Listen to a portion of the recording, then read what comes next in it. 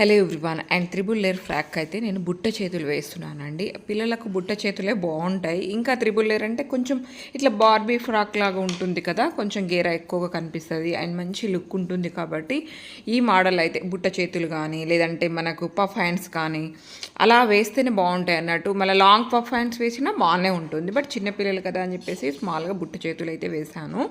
ఈ అంటే కొన్ని మనం ప్యాటర్న్ని బట్టి అంటే ఫ్రాక్ కింది ఏదైతే మనం డిజైన్స్ వేస్తామో కింది వైపున ఏదైనా లేయర్స్ అట్లా అటాచ్ చేస్తామా లేదంటే ఎక్కువగా గేర పెడతామా దాన్ని బట్టి మనం హ్యాండ్స్ అనేది చూజ్ చేసుకుంటే బాగుంటుందని చెప్పేసి నా అభిప్రాయము.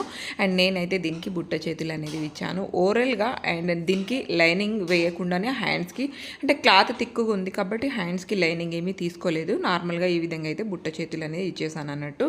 రెండు వైపులా అంతే, నేను లైనింగ్ ఏమీ తీసుకోలేదు. అండ్ నార్మల్గా వేరే హ్యాండ్స్ ఏమైనా ఉంటే మాత్రం లైనింగ్ వేస్తాను. నచ్చితే లైక్ అండ్ షేర్, సబ్స్క్రైబ్.